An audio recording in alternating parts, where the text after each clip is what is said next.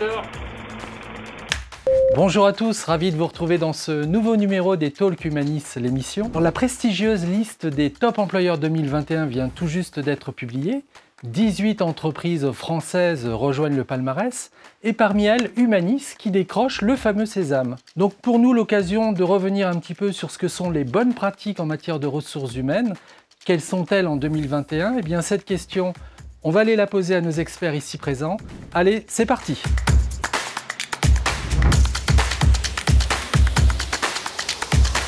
Pour démarrer cette émission, j'ai le plaisir d'accueillir Ève Royer. Ève, bonjour. Bonjour Cyril. On va se tutoyer, mais tu es DRH pour le groupe Humanis. Tout à fait.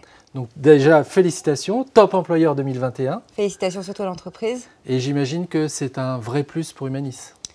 En effet, c'est la reconnaissance de l'investissement de l'entreprise depuis plusieurs années pour le bien-être de ses collaborateurs et pour le développement de leurs compétences. Alors on le sait, Humanis, comme toutes les ESN, ont de forts enjeux en matière de recrutement. Donc top employeur, c'est aussi un plus pour notre image. Bien entendu, c'est aussi un plus sur la marque employeur entre guillemets que nous allons pouvoir déployer. Il est évident que c'est un gage pour un candidat que cette entreprise a des processus du recrutement jusqu'à l'intégration, de formation et de développement des compétences et de qualité de vie au travail totalement optimisés. Parce que oui, je me mets à la place d'un candidat, bon, il connaît Humanis, il voit qu'on est certifié top employeur, mais ça prouve quoi ? Ça prouve que nous avons des pratiques RH en matière donc, de bien-être, de formation, de gestion de carrière, de digitalisation des processus RH, d'excellence. Cela prouve également qu'on met au centre en permanence le collaborateur au centre de l'entreprise. Alors cette émission est regardée par des candidats, mais elle est aussi regardée par des DRH. Donc c'est compliqué d'être certifié top employeur ? C'est pas compliqué, mais en tout cas c'est intense. Nous avons été audités pendant plus d'un mois sur 400 pratiques RH, avec systématiquement une preuve à l'appui. Donc c'est pas voilà, donc ça a duré un mois. Puis après nous sommes passés en audit pendant une journée totale où chaque service devait répondre en direct sur des précisions de questions ou bien apporter de nouveau une preuve si elle n'était pas concluante du déploiement d'un processus ou d'une pratique. Donc un véritable examen. Tout à fait. Avec la possibilité de ne pas l'avoir. Complètement. Donc une vraie prise de risque. Oui, nous avons eu la chance d'obtenir, en fait ça a été une vraie surprise, mais nous avons eu la chance d'obtenir un score pour une première participation extrêmement élevé, plus de 86%, alors que la moyenne française d'un top employeur certifié habituel est plutôt autour de 77%. Maintenant, Ève, je te propose d'accueillir notre premier invité, c'est Vincent Binetruy, c'est le directeur pour la France du Top Employer Institute. On va l'accueillir.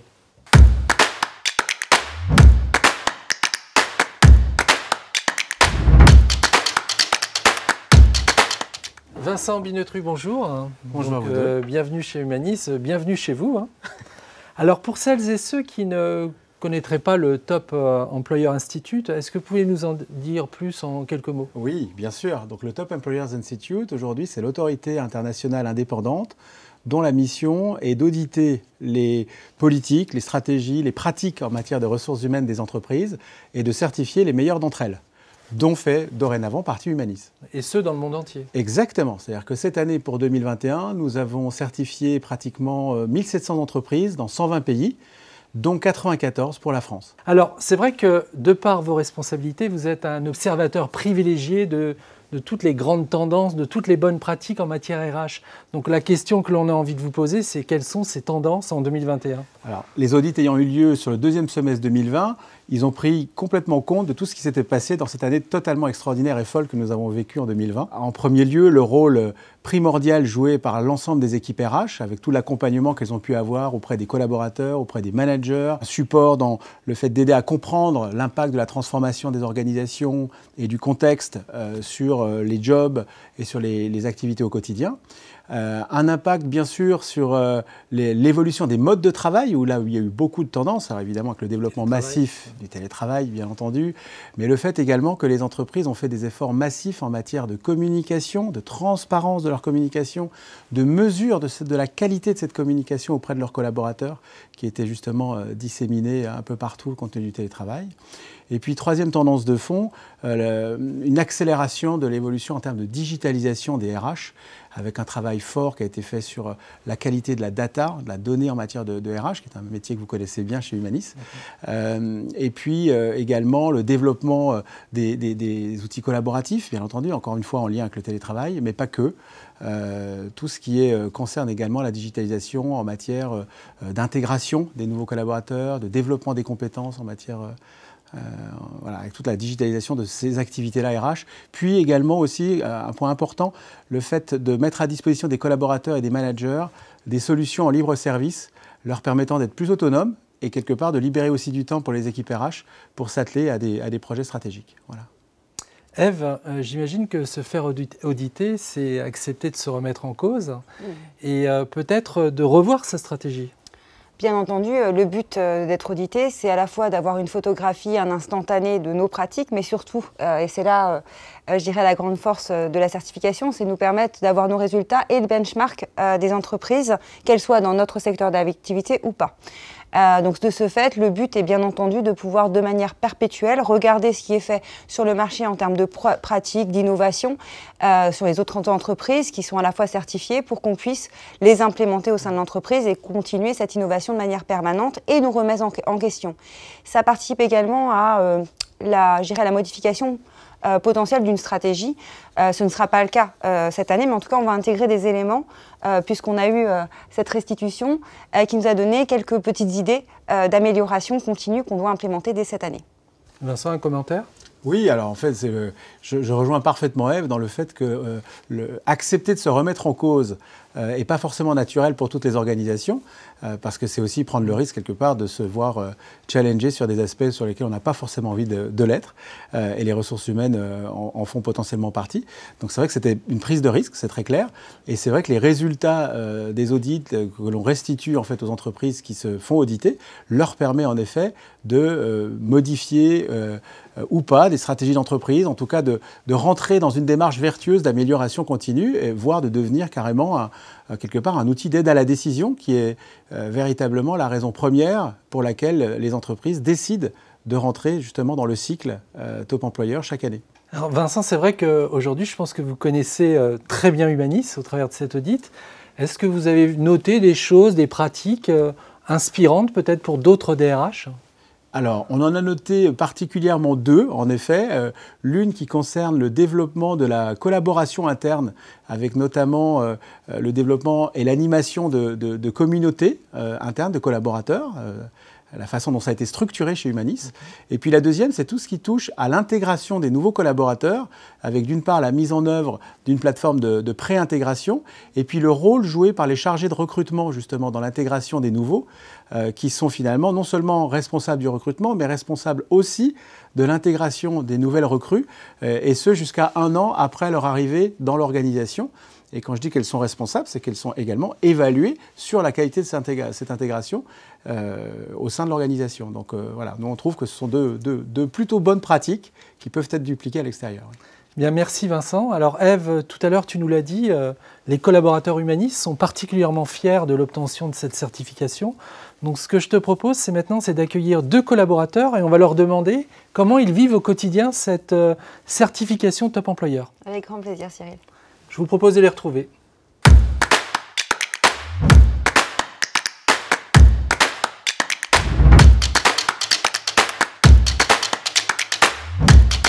Lamia Chely, bonjour. Bonjour. Bienvenue sur notre plateau et Alexandre Mongour. Merci. Donc Lamia, tu es ingénieur d'études et développement chez Humanis. Oui, c'est depuis combien de temps? Depuis 2 ans maintenant. D'accord. Ouais. Et toi Alexandre, tu es chef de projet digital. Exactement. D'accord. Merci à vous deux d'être là pour témoigner. Donc vous le savez, on vient d'être certifié Top Employeur. Et donc ce qu'on a besoin de comprendre, c'est concrètement qu'est-ce que ça signifie pour des collaborateurs Humanis. Est-ce que c'est uniquement un buzz marketing ou est-ce que c'est une vraie réalité au quotidien? Donc je vais commencer, je ne vais pas être galant, je vais commencer par Alexandre. Alexandre, pour toi c'est une surprise qu'on soit certifié Top Employeur? Une surprise, non. Pour moi, c'est le reflet de l'effort fourni par Humanis quotidiennement pour prendre soin de ses collaborateurs. Moi, malgré ma courte carrière ici, je dois dire que j'ai rarement vu une entreprise prendre soin de ses collaborateurs de la sorte et de les accompagner comme je l'ai été lors de cette année. Ouais, tu t'es senti réellement accompagné Réellement accompagné, je dois dire qu'il y a eu un effort, que ce soit de la part des gens avec qui je travaille quotidiennement ou de la part de mon management ou des ressources humaines. Quotidiennement, j'ai des gens qui viennent me contacter, me demander comment ça va, comment se passe mon intégration ou comment se passent mes différentes pistes. Donc vraiment, chapeau bas pour tout ça. Tu n'es pas un numéro, un matricule. Exactement. Tu es Alexandre Mongour. Et les gens me connaissent. Et c'est déjà quelque chose de très agréable et même de très efficace, je dois dire, pour une entreprise. De tout de suite être mis dans le bain comme ça, je peux vraiment m'épanouir. Et toi, Lamia, tu te reconnais dans ce que dit Alexandre? Ah oui, tout à fait. Moi aussi, pareil, c'était à mon début d'intégration. J'ai ressenti ça tout de suite, que ce soit avec entre collègues, que ce soit le suivi avec ma RH du coup qui m'a recrutée. Il y a eu l'entretien du premier mois, l'entretien du troisième mois. Donc on est vraiment au fait dans un suivi qui est continu. Voilà, continu. Et qui semble a priori assez sincère. C'est ça, tout à fait. Ève, pour toi, c'est important de consacrer beaucoup de temps à nos nouvelles recrues, les accompagner, prendre soin d'elles. Alors c'est primordial, bien sûr quand on arrive, c'est un moment particulier lorsqu'on arrive au sein de l'entreprise et on la découvre, on a besoin rapidement d'y être intégré, donc forcément c'est un axe important de la politique RH, mais en fait ça ne s'arrête pas là. Ce qui compte c'est, comme le disait Alexandre et Lamia, c'est je dirais le quotidien, ça ne s'arrête pas au début et voilà, et donc il faut en prendre soin. Tout le temps. Bien entendu, les accompagner. On est sûr que chaque collaborateur d'entreprise est un talent potentiel de demain. Donc, c'est comment on arrive à les développer, les accompagner dans ce développement. Et au-delà de ça, je dirais que la seule richesse de l'entreprise aujourd'hui, ce sont nos collaborateurs. Donc, si on n'en prend pas soin, forcément, on ne peut pas se développer en tant qu'entreprise. Lamia, qu'est-ce qui te plaît particulièrement chez Humanis ? Ce qui me plaît particulièrement chez Humanis, c'est le management qui est présent et qui vous met vraiment en confiance. Pour ma part, j'ai la chance d'avoir ma team manager qui est particulièrement bienveillante, avec qui j'échange régulièrement. Donc ça peut être, je reçois un coup de fil d'elle juste pour savoir comment je vais, elle a tendance à me dire, voilà, si tu te sens un peu isolée ou tu as une baisse de morale à cause des conditions. C'est vrai que la pandémie du Covid-19, donc nous a un petit peu forcé à travailler dans des conditions particulières. Et du coup, voilà, avoir ce support dans son milieu professionnel, c'est important. Mais elle peut aussi m'appeler pour échanger sur l'évolution de ma carrière. Notamment, là, récemment, j'ai souhaité un peu réorienter mon profil vers le Amway. Donc, on a échangé sur ça. Donc, elle m'a accompagnée dans toute cette phase. Voilà, qu'est-ce qu'il faut mettre en place, peut-être une formation. Du coup, elle m'a aidée, elle a fait le nécessaire pour que je puisse m'inscrire à une formation. Donc, chose faite. Puis par la suite, il y a eu la phase un peu restructurer le CV, le profil. Donc, elle a mis en place un atelier CV. Du coup, on a invité Catel parce qu'elle, qui a aussi de l'expérience dans l'accompagnement des consultants. Donc, tout ensemble, finalement, elles, de leur côté, elles ont donné leur avis extérieur sur le CV. Et moi, de mon côté, ça m'a permis de restructurer le profil. Voilà. Donc, ouais. Alexandre, je te vois acquiescer. Tu te reconnais là aussi Tout à fait, tout à fait. C'est pour ça que quand je disais la présence des gens au quotidien, que ce soit les ressources humaines ou mon management, m'a vraiment aidé à prendre de l'ampleur au sein d'Humanis. C'est quoi votre... alors on est top employeur, donc on va utiliser le jargon. C'est quoi votre top moment chez Humanis jusqu'à présent? Est-ce que vous avez un souvenir bien particulier qui vous a marqué? Oui, pour ma part, j'ai pas un seul top moment de chez Humanis, mais je dirais c'est tous les moments un peu conviviaux qu'on passe tous ensemble. Ça peut être alors une partie laser game partagée entre collègues de travail. Ça peut être aussi les jeudis d'Humanis. Ça peut être aussi les garden parties, la fête annuelle de fin d'année. C'est vrai que c'est quelque chose qui nous manque quand même avec la pandémie de Covid-19. Donc j'espère... ne vous inquiétez pas, on vous prépare de belles soirées. Ouais. À partir, je pense, du mois de septembre, on va être honnête. Cyril, il a hâte aussi. Mais on a déjà anticipé, ne vous inquiétez pas. Toi, Alexandre, tu as aussi des moments un petit peu... Alors, ça fait pas longtemps que je suis là, mais les jeudis humanistes, c'est vrai que c'est un moment assez hors du temps, où on n'est plus au travail, on est avec ses amis, ses collègues, sa chef, le patron, et on est juste... Tout le monde est bienveillant, tout le monde est intéressé. On parle plus boulot, on est juste là pour passer un bon moment, une bière, une pizza, et c'est un moment à chérir.